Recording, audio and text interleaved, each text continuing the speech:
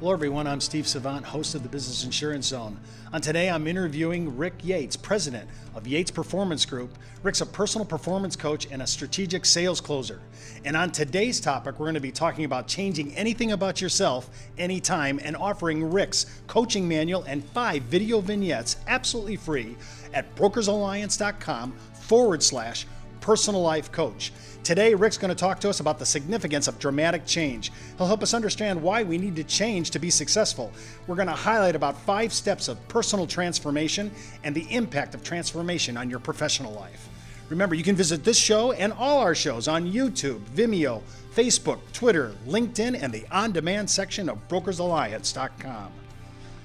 Well, welcome everyone. I'm Steve Savant, the whiz of the biz, and today with me is performance coach Rick Yeatts. Hey, Rick. Hey, how are you? I'm great. We're broadcasting live to a nationwide audience of financial professionals from Fountain Hills, Arizona, home of America's largest fountain. And remember, you can write me at my email address at thebiz@brokersalliance.com or call toll-free 1-800-290-7226, extension 147 for any quotes or questions you may have on life insurance, annuities, DI, LTC, or group pension. And remember, I don't give tax or legal advice, so before moving forward, always consult your CPA and attorney, and if you're FINRA licensed, always check in with your compliance officer before moving forward with any of the ideas that we talk about on our show. Well, Rick, if you've missed any of Rick's shows, Coach Rick to you, and Coach has been telling us these things because we want to sell.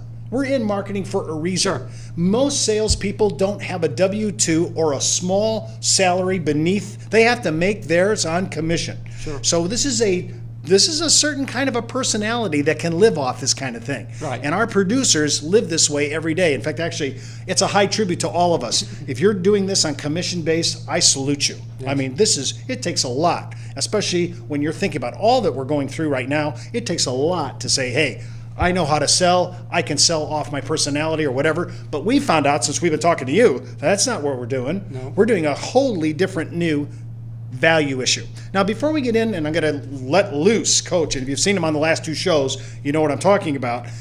I think a lot of my producers are stuck. I think they're genuinely stuck. I used to say that, I ran off the road, right? Uh-huh. And I thought I got into a rut, but It turned out to be a grave with the ends knocked out. Yes. Okay? Yeah. And I think we get it stuck. We're into ruts. How do we get out of this? Because we all know we got in it. Right. I just want to get out of it. Well, the challenge that we face, again, is the human condition and realizing that stuck is never outside. It's always in here. It's always the way we feel about it. Stuck almost is invariably has nothing to do with the conditions that you're in. You can be in prison, Steve, and be the freest man in the world. And you can live in the biggest island in the world by yourself and be in prison. So it has nothing to do with your surroundings. Being stuck is more about what's going on inside us. It's the internal mechanisms. If we're stuck in a place where we feel like we can't control those circumstances. And that's more often when we say stuck, that's what we're talking about. Things are not pushing us around. We don't have control over what's going on. Now, and you hit another a real powerful element there of success and performance in the sales arena. And so many people believe that there are personalities and there are unique strengths that people have that just make their propensity much better for sales than other people. I can tell you, I have trained all over the world. I've trained in arenas of every imaginable sales that you can imagine, every imaginable sales arena I know of. And the fact of the matter is, I can only tell you one absolute guarantee about personality that works. And I'm talking about drivers, networkers, phlegmatics, melancholies. Rick, what is the best sales personality out there in the world? There's a lot of Freudian stuff that just went by my head. Yeah. Well, here's the thing. The personality profile to be the best salesperson in the world is this: the authentic, genuine, sincere personality. That's it. I can show you top sales professionals that are very quiet, very analytical, very demonstrative, very, very driven. You see, we look at this guy and we say, well, he's got the package. And this gal, she's got the package. But the fact of the matter is, none of those packages work today. We all have an equal playing field out there. There's as many phlegmatics that you could sell to as the driver could sell to drivers. Truth of the matter is, what people want is somebody authentic. They want somebody that's real. They want somebody that's genuine. That's the personality that works, because I consider you top performers in all those arenas. So you might start out saying, well, I can never be the top performer because I don't have their package. I'm not the people person they are. They're really high connectors. The fact of the matter is, there's great sales potential in every personality. It's what you do with that package that has more. So you don't have to have a charismatic personality to do what you're talking about. You just said in that sentence what it took me about 5 minutes to say. Yes. Oh. There. And you said it well. I'm a distiller of information. Now I'm going to start calling you coach. But no. But isn't that the stigma? You got to have this charismatic personality to be a profound salesperson. So I've noticed, because I'm looking at emotive drivers, analytics, emotional, amiable personalities. Right. When you look at these psychological profiles, which I'm not a psychological person, but I just notice, I keep thinking, well, the guy's an emotive driver, and that's what's carrying the show here. The question is not what your strengths are. They all have strengths, right? The question is, do you know how to work with your strengths? Because if you are an amiable, analytical, and you've been trained to sell from a driver connector, let me tell you right now, that sales training could be very different. It's not tailored. It isn't going to help you drive. It teaches you what the product is, but it's not going to teach you how to perform your best. So there is some tailoring that needs to happen in the training process. What we need to train on are the essentials and the core competencies that, regardless of what your personality is, you can maximize your personality when you understand the driving forces of human behavior. Now, when you think about this, I know that I like what you do. You always give us steps, baby steps. Maybe. Right. I need an entry level understanding, right? And I think what happens is, I will try to get this in the whole show today. Your 5 steps, these 5 sequentials, they have to be in chronology. So I'm thinking of what's step 1 to achieve that. Well, let's do a little exercise. Okay. If you're listening to us today and you have a place to do this, or you can replay it and come back later, write down what you think the sequential order of a new outcome would be. If you wanted to change anything about your life, you wanted to be at a different place, you wanted to be have a whole different outcome. I'm investing my time and energy, but this is not the outcome I want. You wanted a different outcome. The 5 steps that I'm going to give you will get you to a new outcome. They are how anybody changes. And when I say change, this is the beginning of change. It isn't the all of change, but it's how transformation is initiated. Put these in the right order. For example, would you start with your attitude? Would you think that your beliefs are where you need to start? If I want to change something, maybe I need to start with my beliefs.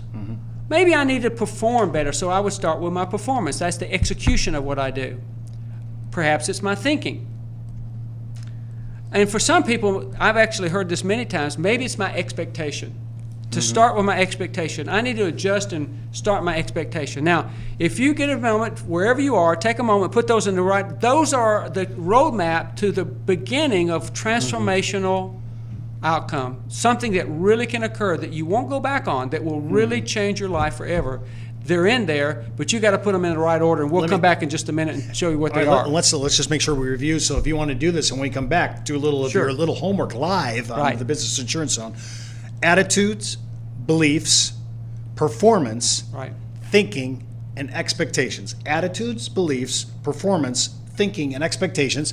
And what Coach wants you to do is put them in the chronology or the sequence that you think is the order that you need to. Is that correct? Because the sequential order is really key to the outcome. Okay, we're going to be back in a second. Now, while they're thinking about that and trying to get this right, I'm thinking, I'm trying to get this right. I should do this myself, but I have to host the show. So I'm thinking most people, when they're doing work issues, sometimes they may think, well, this is kind of tedious or kindergarten or, to do things like this. This is kind of beneath me, I'm 50, whatever. If I haven't got my act together by now, it's not going to happen. Right. Yeah. Well, let me share something with you. In life, we don't change easy as an adults. I'm not going to sit here and blow sunshine at you. As an adults, there's really 2 profound ways that we change dramatically. Change often occurs, first of all, for us as adults. Because we get, as they say, the old saying, we get set in our ways, right? One is we change very, very, very systematic, what I would call progressively, one small step at a time.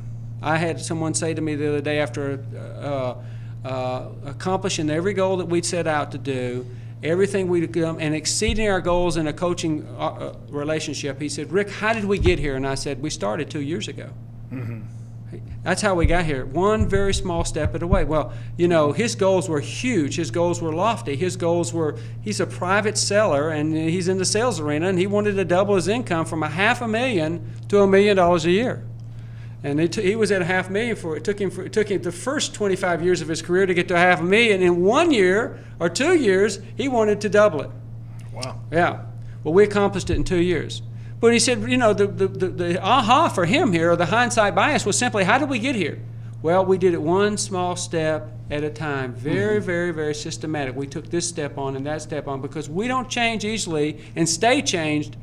Or there's another way we change, Steve, and this is even one of the most unutilized realities of all possibilities for transformational growth. And let me define transformation. Transformation is a change that occurs that becomes life changing. We don't go back. It occurs inside out, body, soul, spirit, the whole person. It's not. We don't just change directions of going home. We don't just change our mind about what we want to have for lunch. We change something about the core competencies of our life that has an indelible effect of who we are and what we're going to be forever. That's what transformation is.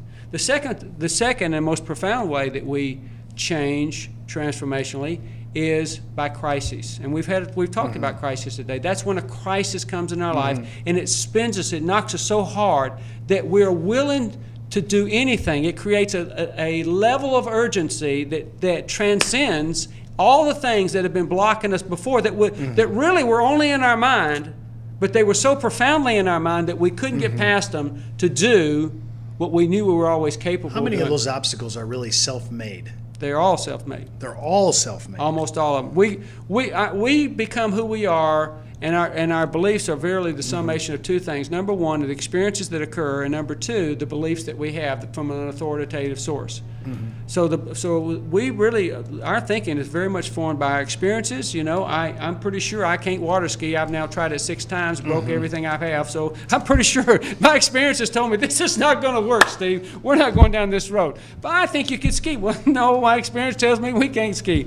But the other thing is the ability to just recognize that there's a sequential order to things, and when we come back from this break, we're going to get to that and help people figure out how to do it. I hope you've done your test now, and you're ready to do the numbers like I'm doing in my head right now while I'm still trying to listen to Rick here.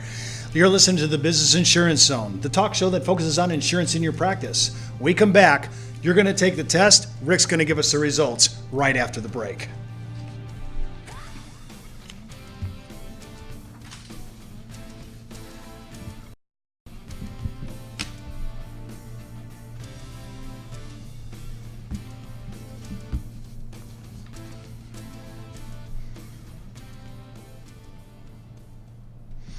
Well, Steve Savant here again. We're taking a little break from Coach Rick. I want to talk to you a little bit about countermeasures, our special ops competition desk offered by Brokers Alliance. We've really put together some of the greatest surveillance systems in the United States to look at 6 rating services that look at every single life insurance and annuity carrier in the United States, as well as their policy provisions, the actual where they land in their premium spreadsheet grids, and the difference between their guarantees in the policy and the current company practice.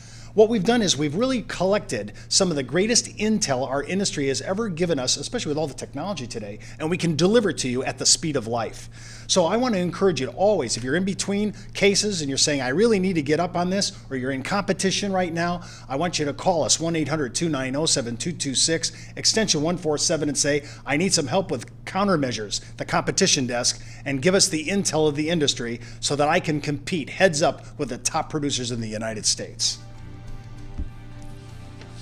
Well, welcome back, everyone, to the Business Insurance Zone. I'm your host, Steve Savant, color commentator, insurance columnist, and interviewer extraordinaire. I'm with Coach Rick Yeatts, and we're talking today, I hope you took your test, we're talking today about changing yourself anytime. Right. I mean, wow, anytime. Well, I think the time is now. Right. Why delay? Why should I procrastinate? I want to be a producer that actually takes my potential and takes it to the wall. I want to know what it's like to maximize and leverage whatever I have, my God-given talents. Right. I want to see what it's like to push it as far as I can. Now, before the break, Coach Rick gave us a little test. Right. I just want to review one more last time. He says these are the 5 things These are our 5 steps, and they have to happen in sequence. Now, he gave it to us in this line: attitude, beliefs, performance, thinking, and expectations. And he said for us to arrange it in chronology. Now, I hope you've already done that. Coach, we're looking for the answer now. What is the right proper steps? Well, remember this. We're talking about a sequential order to change anything in our life at any time. Anytime you want to be someplace else or you want a different outcome, and then you're having. And maybe that's in the relationship area. Maybe that's in the way you choose partners. Maybe that's friends, or maybe that's in the way you manage your money. Maybe that's the way you manage your career in life. So this isn't just about how we just make better sales, because sales are the result of a better package of life that you bring to it. You see, to try to have better sales and not become a better you is just basically a waste of everybody's time. You can learn some tricks of the trade, but the real trade is just become better, then you do better. Isn't that amazing? That's just simply the way it is. You get better. You get better at the competencies. You're going to do better at everything else. So we're talking about how to have primarily transformational change that doesn't go back, change that doesn't pop like a rubber band once it's been stretched out and a new circumstance come along, change that really takes us to a new place in life. And so here's the 5 steps in my order, and then I'm going to try to defend those a little bit, okay? Because every once in a while I get taken on about this, and I think it's really important to just give my reasoning, and this is all I ask you to do. Consider my reasoning, and if you don't like it, practice the chicken theory. Throw out the bone and keep the meat, whatever works for you. Okay, first of all, if anytime you want to change something in your life, I mean literally have a transformational change, everything, always, bottom line, non-negotiable for me at Yeatts Performance Group, everything starts with my thinking. Everything starts with my thinking. There's a saying, I think it was by Dr. Maxwell, we are today where our thoughts have brought us, we will be tomorrow where our thoughts take. If you don't like where you're going, change your thoughts. Everything starts with thinking. Wow, I would have thought beliefs personally. I had beliefs down first. Well, I used to have beliefs too. In fact, I read a good book one day that says, as a man thinketh, so as he, not as he believes. See, so that's an authoritative source that you might recognize. It's what we think that really changes. In fact, here's the real kicker. Your thinking, more than anything else, affects your beliefs. Your thinking shapes your beliefs. Your thinking, it's how you choose to think about stuff. And thinking, by the way, thinking is a choice. So thinking above everything else will dictate my beliefs. It sort of shapes them, rather. It shapes my beliefs. So beliefs is number 2. Thinking creates my beliefs. The way I think. So how I form my thoughts, and when we said earlier that we grow in this process of change by 2 different ways, by the impetus of incremental growth or transformational growth through crisis. Crisis almost always changes my thinking. You know, I used to think I was in the best shape of the world. Then I got sick one day, and 3 months later I was still sick. And then all of a sudden my thinking changed. I am vulnerable. I didn't know I was vulnerable. My thinking changed it changed everything about me. I can't take for granted the things I used to do. Some life changes have occurred since that 3-month period, and I can tell you what, they've stuck over the years. Why? Because the crisis was big enough to get my attention. My thinking changed about who I am, how healthy I am, getting a little older, not taking things for granted. I'd been getting some warnings, but guess what? My thinking, peered off the warnings. I changed my thinking, and it's been a lasting change. Why? Because now my belief is the result of my thinking. That I had those reversed. Years and years ago, I would have had beliefs first for many, many reasons that I'm sure we could talk about at another time that we would have a lot of agreements on. But this is the challenge. So my thinking creates my beliefs. My beliefs dictate my expectations. My expectations are an absolute result of what I believe. If I believe that this building's on fire, I expect to be burned, I'm going to change my behavior. I'm out of here, right? I'm not going to hang around. So my expectations are out of my beliefs. If I believe that I can't sell on Mondays, what's my expectation? My expectation, this is not going to be much of a day. Go sit and drink coffee. Talk to people. Tell them how bad the economy is. God, it's terrible, terrible. And by the way, we don't have the best product out there. These guys are killing it over here, and these guys are, guess what? I believe it. I think it. I believe it. Now I'm expecting it. Now, here's where it starts to get fun. Because expectations for me, create my attitude. What I really expect creates my attitude. If I think every time I walk down this aisle that I'm going to get a frown from you, guess what? My attitude about you is, guess what? There's Steve again today, sourpuss. Guess what? I'm not expecting anything good to happen. My attitude about you is going to change over time. It's going to start being dictated. Now, in a lot of training, a lot of coaching, and a lot of performance cultures, like high performance cultures, like sales arenas, we often deal with attitude. Go to the bookstore, find the books. Attitude is everything. Attitude is everything. My coach used to dictate this to me in high school. Rick, attitude's everything, okay? And but the truth of the matter is, attitude is the first outward evidence of a lot of mechanisms that's going on inwardly. We can see attitude.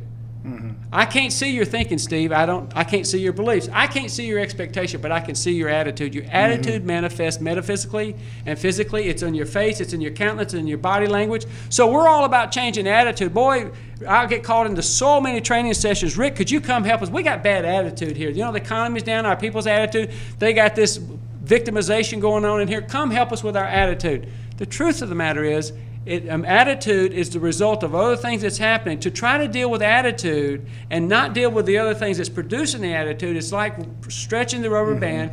2 days after the training's gone, the attitude pops back because nothing's really changed. There's a root to there. And then my attitude will dictate my performance. And my performance, which is the last there, performance then will determine my outcome. Things change at that point. That's wild, because I'm thinking I'm talking about producers at large, right, and all the people that we have a huge database of viewers, and I'm thinking they're thinking performance is everything. Right. It's number one on the list. Right. Right? Just change the way we're doing it, do a little bit more here, do a little bit there. So I know that the heart of our producers, they pretty much know their product lines, they pretty much know their demographics. They have all the statistical issues to market and to sell. And right now we're talking about managing the most important asset, themselves. Right. And really changing the way they value themselves and to take the time out. I mean, one of the things you've seen, I'm surprised at this, and this comes up a lot with strategic coaches. It's the better the producer thinks he needs coaching. I've never seen anything like that. That's so counterintuitive to everything I have ever seen. Right. He says, you're doing really well. Well, why are you getting a strategic coach? Because I think there's more in me. I just can't do it by myself. I need assistance. Steve, I executive coach some of the top performers of our arena today. That were already successful. Already at the top of their chain. And the reason I'm coaching them is because they know that it's never going to end. They never want to stop. And what's gotten them where they are today is their investment in their own personal best asset. That is themselves. You know, if you want to be a salesperson today, let me just challenge your thinking with this. People don't buy your product, they buy you. And you need some work. If you, the fact of the matter is, if you need, I know that I need some work, and so guess what? I am not the guy I was 20 years ago. I need to be better. I need to do it sharper. I want to be my best days ahead of me. Listen, when you stop, you're done, and that's a poor thinking. So everything starts with thinking, and you are your best asset. So if you could think in a way that would allow you to have a better performance and an outcome, wouldn't it be worth your effort to learn how to do that? Yes, because the bottom line numbers are going to change, which I think sometimes our analytics side picks up on and says, well, if I'll do all this if there's a math result to it. But even that's a little short-sighted, I think. Right. You know, because we're still looking at the issue of production. I remember once that I used to be in a sales arena where I would meet clients that were brought in on through a marketing process, and I would go meet my potential clients in the lobby, and I would introduce them. I'm not a high connector. That's not my gift. My wife is a high connector. She never met someone that didn't tell their life story to her. I meet people and think, I don't know you, and I don't know why I like you or why you should like me. You know, I'm a little bit different there. I'm always on a mission. And so the gift, that connectivity, I learned from these people, but I don't have that gift. So I would meet people and I would try to decide if I like them or if they like me. And sometimes I would spend my whole sales opportunity trying to climb up from a bad personal first experience, you know, and a bad impression, and it was terrible. And one day I took a piece of paper and I wrote something at the top of it to challenge my thinking. And it went like this. Instead of going down to see if I like these people or this is going to be a good experience, I wrote at the top of the paper of my potential clients, I like these people, now I'm going to go find out why. Didn't have a big profound effect the first time. I went down and still had an okay, you know, encounter, but it wasn't great.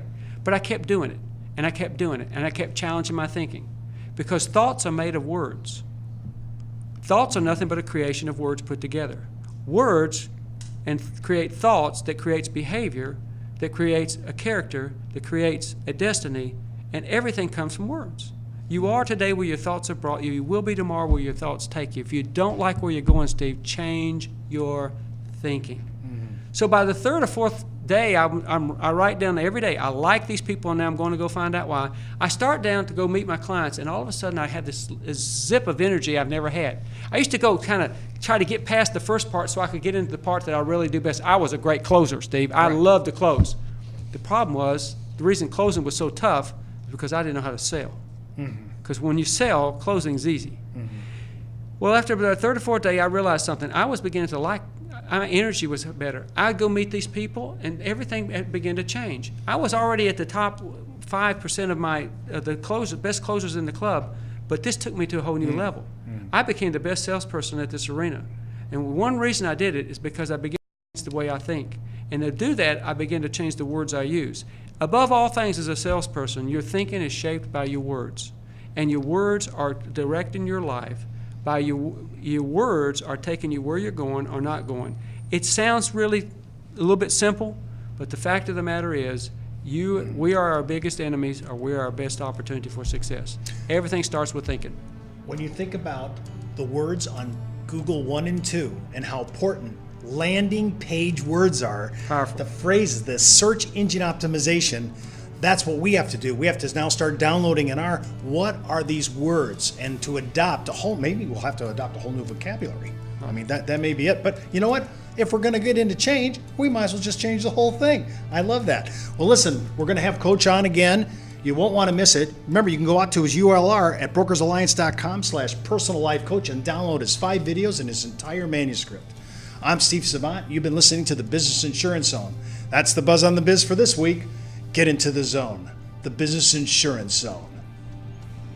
This has been a Bravo video event of the National Insurance Clearinghouse and Brokers Alliance, one of the largest distributors of insurance products and services to a nationwide network of insurance professionals.